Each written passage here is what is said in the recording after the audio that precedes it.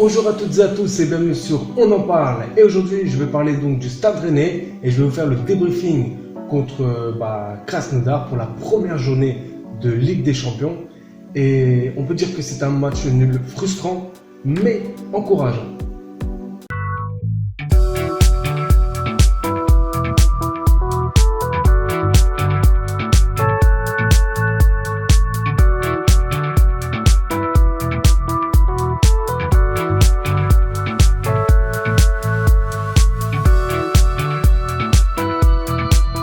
Alors donc ce premier match de Ligue des Champions, donc comme je l'ai dit c'est frustrant puisqu'on aurait dû gagner mais aussi on aurait pu perdre. Donc voilà, on va dire que c'est comme ça, on a eu la possession du ballon, on a eu pas mal d'occasions, mais il faut dire qu'en face il y avait quand même une bonne équipe que je connais pas, que je ne connaissais pas, et d'ailleurs j'y reviendrai un petit peu dessus tout à l'heure comme d'habitude, je parlerai de l'adversaire. En tout cas, nous concernant, le Stade Rennais, alors franchement, j'aime beaucoup le beau jeu, j'aime beaucoup la possession, mais comme je l'ai dit, je déteste la possession stérile. Et là, depuis quelques matchs, ça ronronne.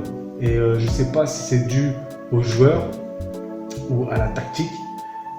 C'est-à-dire qu'il manque quelque chose. Il manque, je ne sais pas si c'est Bourigeaud ou pas, parce que voilà, le jeu de Bourigeaud c'est vraiment du pressing, mais dans la relance c'est pas ça du tout. D'ailleurs c'est ce qu'on attend de Camavinga, mais Camavinga il peut pas être tout le temps au top, surtout qu'il a 17 ans, voilà, donc c'est très compliqué.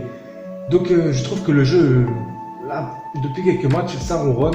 Les adversaires ont bien analysé le jeu justement notre jeu du Stade Rennais. Et il va falloir trouver une solution. Il va falloir trouver une solution parce qu'on ne peut pas continuer comme ça. Alors, bien sûr, on ne perd pas. Et ça, c'est l'essentiel. Mais en faisant tout le temps des matchs nuls, on n'avance pas non plus. Il faut vraiment reprendre confiance déjà et trouver un moyen de jouer contre ce genre d'équipe. Parce que là, les 3 derniers matchs étaient justement contre des blocs bas avec des contre-attaques. Et ça, on a vraiment du mal et il va vraiment falloir trouver une solution. C'est-à-dire que au lieu de jouer la possession, on peut jouer un petit peu la possession, mais il faut vraiment varier les attaques. Il faut faire autre chose. Moi, je sais pas, mais il faut trouver une solution, clairement. C'est parce que franchement, quand je regarde 20 tirs à 10, 7 tirs cadrés à 3, franchement, on a fait un de nos meilleurs matchs en termes du jeu. Parce que 20 tirs à 10 quand même, et 7 tirs cadrés à 3 comparé aux deux derniers matchs où justement c'était pas ouf dans les tirs et dans les tirs cadrés. 63% de possession contre 37% pour Krasnodar. Donc là, on a clairement dominé l'adversaire. Et ce que j'ai relevé et qui m'a frappé aux yeux quand j'ai vu les statistiques, parce que les derniers matchs, on n'avait pas fait beaucoup de fautes. Au contraire, même. On manquait peut-être, je sais pas, d'aller au tampon. Et bien là, on a fait 22 fautes à 9. C'est une statistique assez étrange parce que justement, on n'est pas une équipe alors je dirais pas qu'on est une équipe fair play, on n'est pas loin, hein. Franchement, on n'est pas loin. Je pense qu'on est une des fair play d'Europe. Mais il y a un truc que, voilà, ça m'a sauté aux yeux. Parce que dans les derniers matchs, à chaque fois que je regardais, je voyais tout le temps qu'on était moins que les autres équipes. Et là, là on a carrément plus, c'est même moins. 22 fautes à 9 quand même, c'est énorme. Donc ça montre que tout simplement on avait de l'envie. On avait envie de... Et puis aussi, il y a eu aussi des situations assez compliquées parce que comme c'est une équipe qui contre-attaque, c'était très compliqué à gérer. Enfin voilà, bon, ça reste un très bon match, c'est encourageant comme je l'ai dit. Parce que c'est quand même le premier match de la Ligue des Champions, il ne faut pas l'oublier. Même, j'ai regardé un petit peu les médias et ils étaient tous là en train de dire ils ont fait un bon match, tout simplement. Ils ont fait un bon match, ils ont tout donné, on va dire. Ils ont tout donné. C'est vraiment qu'en face, on avait un bon adversaire, surtout un bon gardien. Je pense que la Russie... Et ils auront un bon gardien, Sofonov, je crois. Sofonov, ouais, c'est notre Sofonov. Très très bon. Vraiment, pourtant, il n'est pas grand de taille, mais il est là, quoi. C'est incroyable. Il nous a fait des arrêts. Waouh! Mais bon, bah voilà, hein, qu'est-ce que vous voulez que je dise de plus on aurait pu perdre le match aussi, hein. On aurait pu perdre le match. Franchement, on a fait un bon match et voilà, c'est tout. Je vois pas ce que je pourrais dire d'autre, à part qu'il faut vraiment qu'on trouve une solution contre les équipes bloc bas et tout ça. Voilà, c'est tout. Donc maintenant, on va passer à l'adversaire. Krasnodar. Alors Krasnodar, franchement, c'est une équipe qui m'a surpris. Parce que c'est un football moderne, déjà moderne. Et ils ont des bons joueurs. Et le pire de tout ça, c'est qu'il manquait encore deux joueurs vraiment très importants, surtout Cabella, qui est un très bon joueur. Et je ne sais pas ce que ça va donner, mais vraiment, ils m'ont vraiment surpris parce que très disciplinés, ça se voit que ça fait un moment qu'ils jouent ensemble et que c'est bien organisé, c'est très très bien organisé. Alors il y a eu deux mi-temps. La première mi-temps, c'était vraiment un bloc bas avec deux lignes de 4 et les deux attaquants, mais qui revenaient défendre. Et en deuxième mi-temps, eh bien, ils ont commencé à monter leur bloc et à nous étouffer pour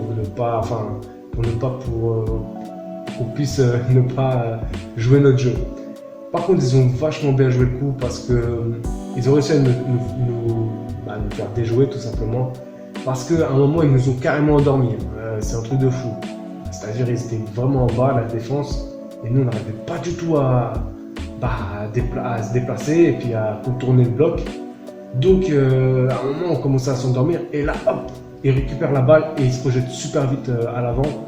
Donc, c'est un foot moderne avec des transitions assez rapides et surtout des contre-attaques très très rapides et placées. Avec au moins 2-3 joueurs. C'est vraiment pas un ou deux joueurs, c'est vraiment 2-3 joueurs, voire 4 joueurs. Très très bien joué, rien à dire. Même à plusieurs moments, on a failli perdre ce match, et il ne faut pas l'oublier. Mais en tout cas, ils m'ont vraiment surpris. C'est une bonne équipe, c'est vraiment une bonne équipe. Et je pense qu'ils vont faire mal quand même aux deux autres équipes du groupe, donc le FC Séville et Chelsea. On verra ce que ça va donner. En tout cas, la bonne nouvelle, c'est que Séville et Chelsea ont fait 0-0. Donc déjà, on est tous à égalité. Ça, on part du même pied. On verra comment ça évolue. Et puis, écoutez, on va passer aux joueurs. Je vais vous donner mon avis. Alors, je vais vous donner donc mon avis concernant tous les joueurs qui ont joué. Alors, tous les joueurs, les titulaires, bien sûr. Je parlerai pas. Je vais peut-être parler un petit peu des remplaçants. Alors déjà, on va commencer par le gardien Gomis. Alors franchement, Gomis au début ne m'a pas rassuré, je vous le dis tout de suite. Je voyais qu'il avait lâché 2-3 ballons. Je me suis dit, ça devient compliqué. Après, c'est son premier match aussi, il ne faut pas l'oublier. Il ne faut pas l'oublier. Premier match, en plus directement en Ligue des Champions. Il y a la pression quand même. Mais après, il a fait le taf et surtout, il nous a sauvé un but. Il nous a sauvé d'un but quand Da Silva il a failli marquer contre son camp. Et là, il faut avoir un réflexe de fou. Alors, vraiment un bon match, même voire très bon match. Après, il faut du temps, je pense qu'il faut parce qu'en plus, il va falloir qu'il dirige sa défense et qu'il connaisse bien ses joueurs. Donc on verra après avec le temps, mais il y a des qualités, ça c'est clair. Sur le but, il n'y peut rien. Très beau but d'ailleurs de Ramirez. Un but venu du futur, quoi. Après, ça c'est vraiment la faute, c'est pas de sa faute à lui, puisque lui il est caché et il se dit pas ouais, il va tirer de là. Et c'est plutôt la faute au milieu, tout simplement. Au milieu, parce qu'ils n'ont pas pressé quand il fallait. C'est dommage. On aurait pu gagner 1-0. Et c'est comme ça. Traoré, bon match comme d'habitude. Bon, un petit peu moins, mais ça va. Franchement, il a fait son taf. Il est monté. Il a fait l'essuie-glace, comme je dis, toujours. Mais il a fait un bon match. Franchement, il a fait un bon match. Il n'y a rien à dire sur Traoré. Da Silva et Aguerd, je vais mettre les deux en même temps. Eh bien, très bon match. Très très bon match. On voit la différence avec le dernier match de Dijon. Et puis cette association marche super bien. Da Silva, Aguerd, moi je kiffe. Alors je sais pas ce que ça va donner Da Silva, Rugani, mais en tout cas Da Silva, Aguerd, moi je kiffe. Enfin, vraiment. Après Aguerd, très bon à la relance, mais il a failli nous coûter un but à un moment parce qu'il avait mal relancé. Mais sinon, voilà, une superbe paire de défenseurs que j'adore vraiment. D'Albert, alors là, il y a du mieux comparé au dernier match, mais c'est pas encore ça. C'est pas encore ça. On a vu la différence avec Truffert quand il est rentré. Très bon match de Truffert. Mais Dalbert, bah pour l'instant, ouais, comme je dis, il faut laisser du temps. Mais ce que je pense vraiment, et si je me rappelle bien, c'était pas en arrière-gauche qu'il était le meilleur, enfin aussi bon à Nice. C'était plutôt en milieu-gauche. Donc je pense qu'il va falloir le faire monter d'un cran. Hein, je ne sais pas, mais je pense. D'ailleurs, à un moment, quand il a fait entrer Truffert, je pensais qu'il allait mettre Dalbert en milieu-gauche, mais non, en fait, il a fait sortir. Mais voilà, ouais, il faut lui laisser le temps, il n'a pas fait un bon match. Mais c'est mieux que le dernier match en tout cas. Bourigeaud. Alors Bourigeaud, moi j'aime beaucoup, hein, Bourigeaud. J'aime beaucoup. Le problème, c'est qu'au milieu, bah. Non, ça marche pas. Ça marche pas. Enfin, c'est pas que ça marche pas, disons que déjà il fait beaucoup de pressing, il se fatigue énormément, hein, il fait un gros travail de sable derrière, faut pas l'oublier ça. Mais le problème, c'est que dans un 4-3-3, on a besoin de 2 relayeurs. Et ce n'est pas un milieu relayeur. Déjà à la base, je crois que c'est un milieu défensif. Et il est meilleur à droite. Il est clairement meilleur à droite avec sa qualité de passe. Mais le problème, c'est qu'en milieu relayeur, il ne fait pas avancer l'équipe. Vous voyez ce que je veux dire, c'est qu'il ne fait pas vraiment des passes vers l'avant. Je sais pas comment, il ne fait pas des différences de ouf. Donc voilà, je sais pas, mais je pense qu'il faut le replacer. Parce que, ouais, il est bon dans le pressing et tout ça, mais ça ne suffit pas. Et ses qualités premières sont clairement ses qualités de passe. Et il va falloir le replacer. C'est ce que je pense. Ensuite, Nzonzi, vous savez, la première vidéo, je l'avais critiqué, hein, vous savez pourquoi, parce que je me passe à nonchalance. Et bien là, il nous a sorti un match Ligue des Champions. Clairement, franchement, il a fait un très très bon match. Même une petite roulette à la Zidane, magnifique. Et il était présent. Et c'est vraiment. Il s'est donné à fond. Et ça fait plaisir. Voilà, c'est ça que je veux. C'est que Nzonzi, il se donne à fond, parce qu'il a les qualités pour ça. Et c'est un très bon milieu défensif. Donc là, enfin, il nous a prouvé qu'il peut le faire.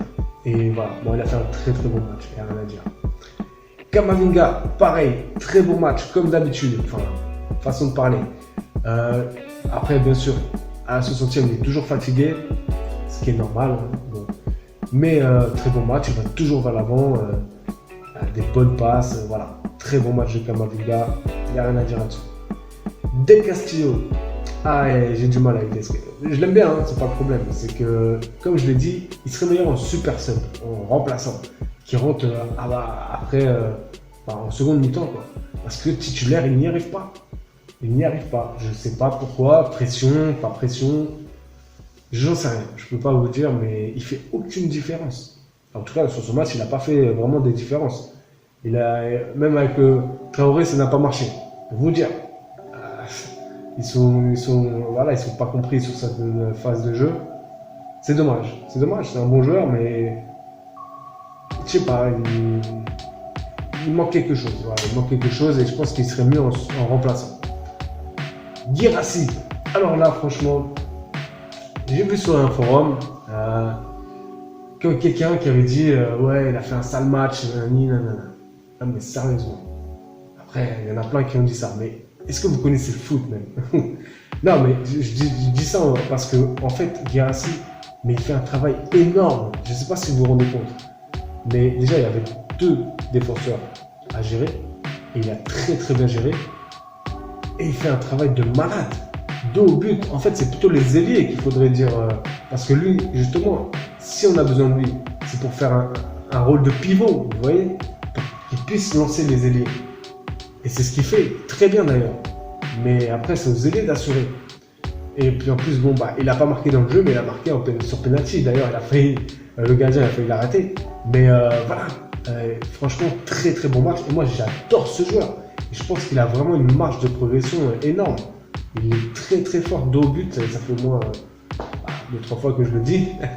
Il est très très fort. Vraiment, j'adore ce joueur. Il est très fort. Après, voilà, comme je l'ai dit, il y a encore une marge de progression, il y a encore des choses à progresser, à améliorer. Mais c'est un très très bon joueur. Vraiment, je suis super content et on voit vraiment la différence avec Nyang. Mais comme je l'ai dit, j'aimerais bien voir l'association des deux, vraiment, pour voir qu'est-ce que ça pourrait faire. Et pour terminer, Terrier, eh bien, il a fait un bon match, un très bon match. Mais j'attends mieux de lui. Clairement, j'attends mieux. Parce que Comme je l'ai dit, je pense que c'est vraiment pas son positionnement. D'ailleurs, lui-même, il le dit. Après, il se défonce et ça, j'aime bien.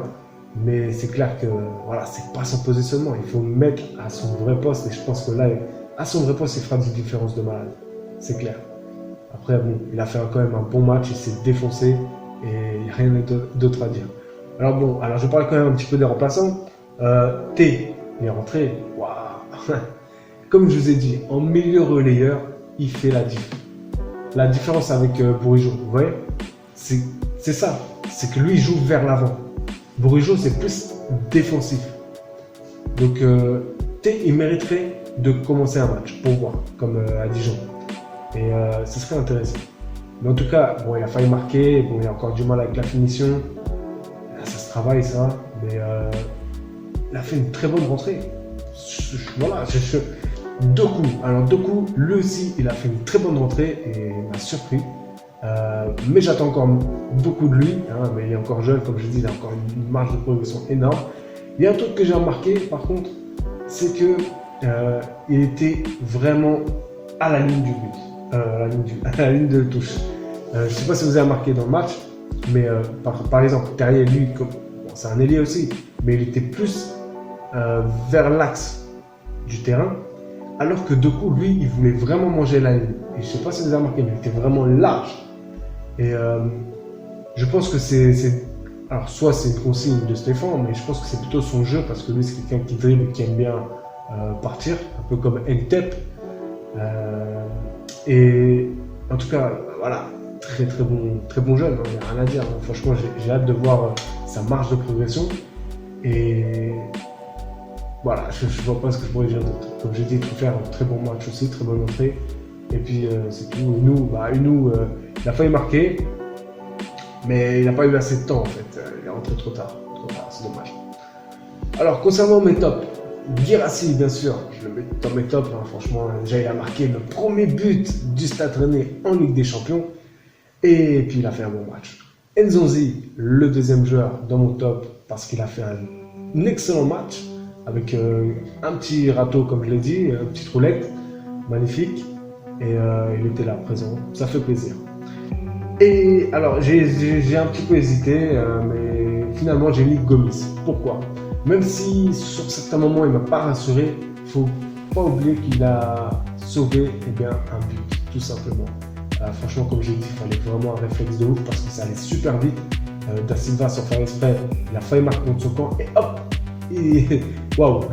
Franchement, c'était chaud, mais c'est pour ça que je l'ai mis aussi parce qu'en plus, il ne peut rien sur le but. Hein. Franchement, il ne peut rien. En plus, il fait 1m96 pour vous dire. C'est juste que voilà, la frappe était tellement belle en lucarne et tout. D'ailleurs, je ne sais pas comment il a fait. C'est incroyable. Super bon but de Ramirez. Dans mes flops, bien sûr, j'ai mis d'Albert parce qu'il n'a pas fait un bon match. Ça fait la deuxième fois. Mais comme j'ai dit, il faut lui laisser du temps.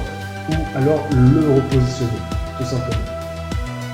En deuxième joueur dans mes flops, c'est Bourigeaud, parce que il ne fait pas avancer en fait. Il faut qu'il aille de l'avant. Il a les qualités de passe et même la vision du jeu. Mais là, je sais pas, ça marche pas. Et bien sûr, Del Castillo, parce qu'il ne fait aucune différence, en tout cas sur les 2-3 derniers matchs. Voilà, c'est dommage, c'est comme ça, mais en tout cas, voilà pour mes tops et mes flops. Qu'est-ce que je pourrais dire pour terminer? Écoutez, on a fait un bon match, c'est vrai, mais il va falloir trouver des solutions. Encore une fois, je suis désolé de me répéter, mais il va falloir trouver des solutions contre ce genre d'équipe, tout simplement. Parce que on perd des points, malheureusement. Encore Ligue des Champions, bon, c'est pas grave, moi je parle généralement en championnat, surtout en championnat. Donc on verra contre le match de Angers, je crois que c'est Angers le prochain match, on verra ce qui va se passer. Et surtout le prochain match de Ligue des Champions qui sera important aussi. Alors, je crois que c'est Chelsea, je ne sais plus, j'ai pas regardé les calendriers, j'ai pas trop de temps en ce moment. Mais voilà, on verra ça donc mercredi prochain pour le match de Ligue des Champions. Et si je dis pas de bêtises, c'est vendredi pour le match de championnat. Et bien voilà, la vidéo se termine. Et bien sûr, si vous avez des choses à dire par rapport à ce que j'ai dit sur le débriefing de ce match, laissez un commentaire, il n'y a aucun problème, je suis dans le débat. J'aime ça, j'aime bien débattre et savoir si vous êtes du même avis que moi. Et puis, bien sûr, si vous avez aimé cette vidéo, eh bien, likez, ça fait toujours plaisir. Et si toi qui vois cette vidéo, qui n'es pas abonné, eh bien, je t'invite à t'abonner à ma chaîne. C'est une chaîne polyvalente. Pour l'instant, je m'en sors, ça va. Il y a beaucoup de thèmes, mais ça va. Mais il y aura sûrement un thème qui t'intéressera. Et puis, écoutez, moi, tout ce que je peux vous dire, c'est à bientôt pour de nouvelles vidéos. Prenez soin de vous. Au revoir.